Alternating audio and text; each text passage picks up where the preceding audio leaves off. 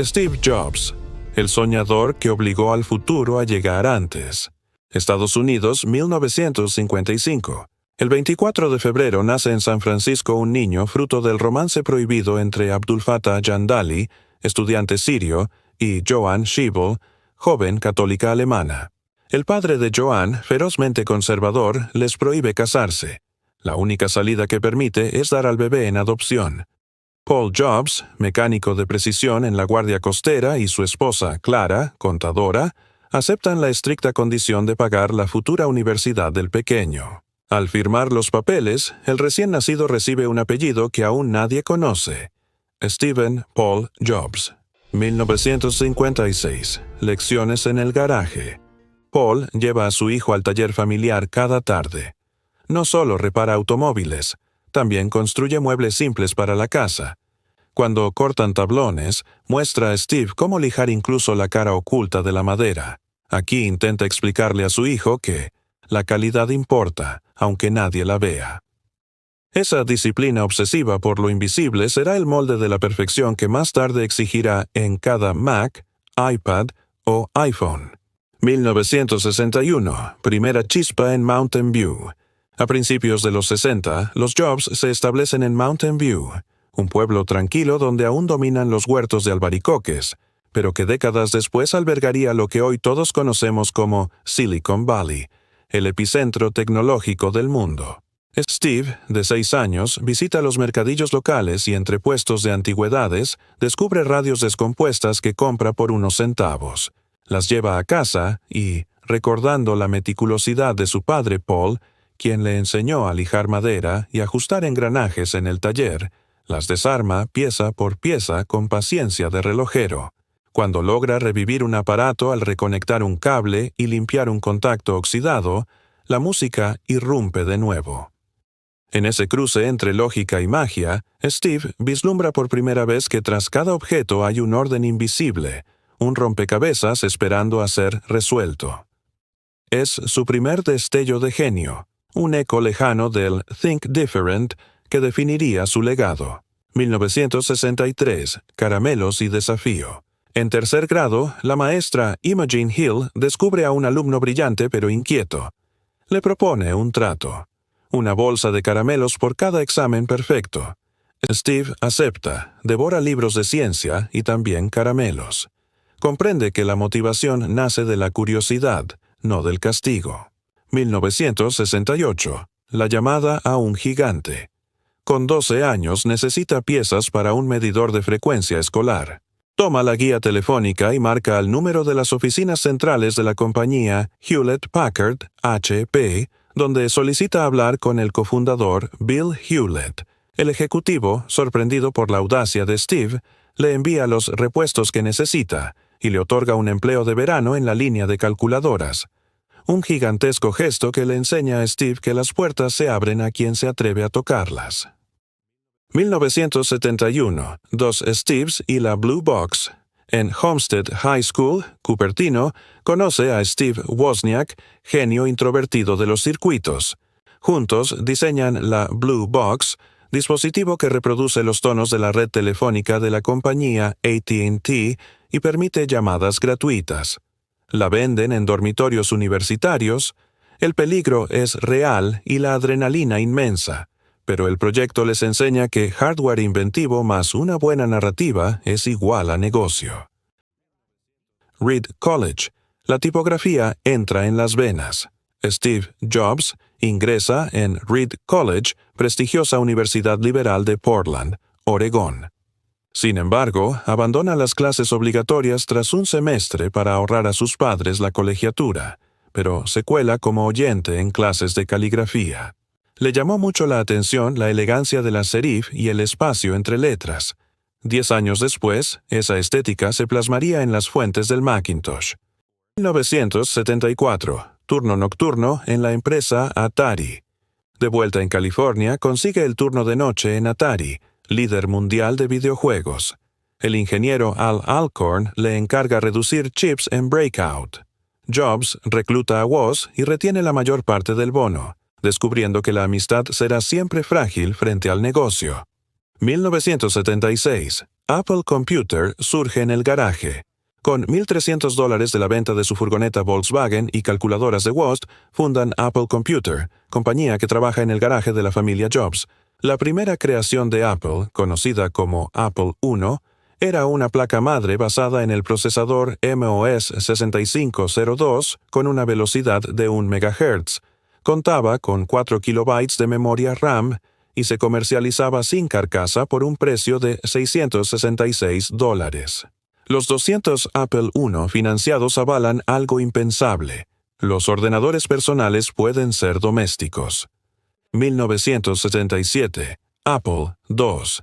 Steve Jobs añade a este nuevo equipo una carcasa plástica color crema, video en color y ranuras de expansión. Se convierte en la primera computadora de consumo masivo. 300,000 unidades, la escuela, la oficina y la sala de estar. En todo espacio necesitan una computadora según Jobs. 1980. La primera cima financiera. Apple sale a bolsa el 12 de diciembre. Steve, con 25 años, posee acciones valoradas en $217 millones. El muchacho que llamaba a la compañía HP por unas piezas para su radio ha creado riqueza inimaginable sin ceder un ápice de perfeccionismo. 1983, Guerra Fría con Microsoft. En 1983, Jobs busca consolidar el Macintosh como revolucionario. Confiado, recluta a Bill Gates, su aliado desde 1975, cuando Microsoft creó el BASIC para el Apple II, el cual era software exclusivo. Pero Gates, visionario y calculador, ve más allá. Mientras colabora, trabaja en secreto en Windows 1.0, un sistema con interfaz gráfica, GUI, similar a la del Mac. Noviembre de 1983. Bill Gates anuncia Windows en una conferencia en Nueva York. Jobs, al enterarse, estalla en su oficina de Cupertino. «Me has traicionado. Eso es un robo descarado». Gates, frío y lógico, contraataca diciendo: «Ambos tomamos la misma idea de Xerox PARC. Tú llegaste primero, pero ellos inventaron la televisión. ¿Acaso solo tú puedes verla?». El intercambio, registrado en biografías y testimonios, marca el inicio público de una rivalidad épica. Dos genios que transformaron la informática, unidos por la ambición y separados por la obsesión de controlar el futuro. 1984. La computadora Macintosh. 24 de enero de 1984. En el auditorio Flint de Cupertino, Jobs alza el telón con el Macintosh 128K, precedido por el icónico anuncio 1984 de Ridley Scott, emitido días antes durante la Super Bowl, donde una lanzadora destruye un régimen orwelliano. La metáfora es clara: Apple versus IBM, rebelión versus monopolio. El dispositivo, un prodigio técnico para su época, incluye un procesador Motorola 68000 con una velocidad de reloj de 8 MHz. Contaba con 128 kilobytes de memoria RAM, el doble que el IBM PC de la época, aunque insuficiente para aplicaciones más complejas. Incluía un ratón y una interfaz gráfica de usuario, GUI, conceptos inspirados en los laboratorios Xerox PARC, pero perfeccionados por Apple. Además, introdujo tipografías escalables, una innovación que superaba a las máquinas de texto monocromático tradicionales. Jobs presenta la Macintosh como la computadora para el resto de nosotros, pero la realidad es cruda. Precio de lanzamiento: $2,495, equivalente a $7,300 de hoy, inalcanzable para muchos. Ventas solo por 72,000 unidades versus las 250,000 proyectadas. Costos de producción, un 40% superiores al presupuesto, según documentos internos. Mientras la prensa elogia su diseño, los ingenieros susurran sobre sus limitaciones. 128 kilobytes es como nadar en una bañera. Pronto necesitaremos un océano, diría Andy Hertzfeld, desarrollador clave. 1985. Pepsi, poder y caída. 2 años antes, Jobs había seducido al presidente de la compañía Pepsi-Cola, John Sculley, con la frase: ¿quieres vender agua azucarada toda tu vida o venir conmigo y cambiar el mundo? Sculley acepta la aventura, pero pronto choca con el liderazgo volcánico de Jobs y a sus costos descontrolados, líneas de producto dispersas, marketing obsesivo. En mayo de 1985, el directorio respalda a Scully. Steve renuncia el 17 de septiembre. Se siente traicionado, pero percibe la libertad de poder comenzar de cero y reconstruirse. 1985, 1996, Next y Pixar, incubando el futuro. Con 7 millones de su propio bolsillo crea Next, compañía de computadoras de lujo enfocadas en el mundo académico. Una carcasa cúbica de magnesio negro, sistema operativo orientado a objetos a un costo de $6,500. Mantiene ventas modestas, pero tecnología exquisita. En 1990, Tim Berners-Lee programaría la primera página web desde un Next Cube. En 1986, Jobs compra por 10 millones la división de gráficos de Lucasfilm y la renombra Pixar, compañía de animación 3D. Una década de cortometrajes culmina en 1995 con Toy Story, primer largometraje generado por computadora. La salida a bolsa de Pixar multiplica por 20 la inversión de Jobs y lo convierte en multimillonario otra vez. 1997, el hijo pródigo regresa a casa. Apple agoniza con pérdidas trimestrales de 700 millones, en una medida urgente.